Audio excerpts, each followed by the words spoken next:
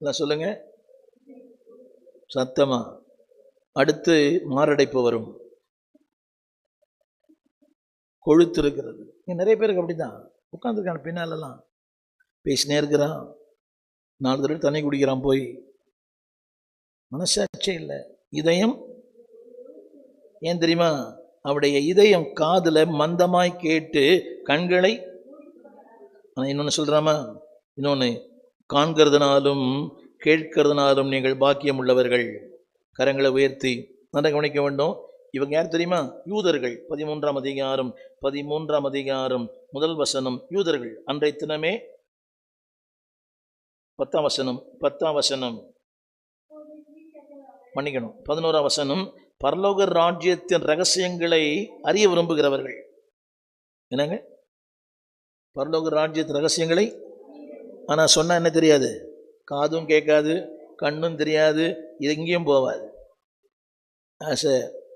ஒரு உண்மை சொல்லுகிறேன், நான் ஒரு மெய்ப்பன் மாத்திரம் அல்ல, என்னுடைய அழைப்பிலேயே நான் ஒரு போதகன், teacher. A teacher knows the mind of the people. ஒரு ஆசிரியனுக்கு மாணவனுடைய பல்ஸ் தெரியும். இவன் படிக்கிற பையன், இவன் படிக்காத பையன், அந்த மூஞ்ச பார்த்தே சொல்லுவார் வாத்தியார். புரியல? அதான் வாத்தியார்களுக்கு இருக்க ஒரு திறமை.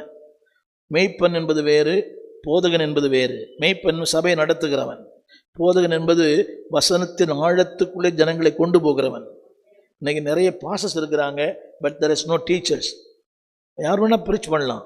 2 பிரசங்க கேட்டு 4 யூடியூப்பில் பார்த்து இன்னொரு பிரசங்க கேட்டு பிரசங்கம் பண்ணலாம், அது வேற. வசனத்தின் ஆழத்துக்குள்ளே படித்து அதை கொண்டு போகிறானே, அவன்தான் போதகன்.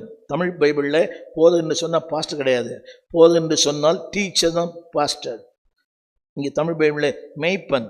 அந்த விஷயத்துக்கு நான் பின்னால் வருகிறேன். இந்த வருஷத்தை படித்து பாருங்கள்.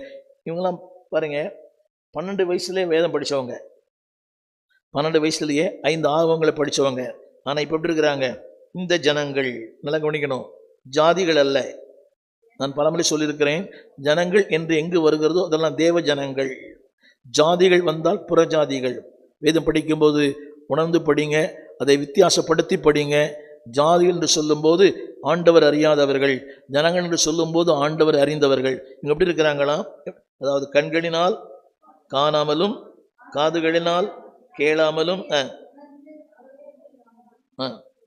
அவருடைய இதயம் கொழுத்திருக்கிறது. எல்லாம் கேட்பாங்க.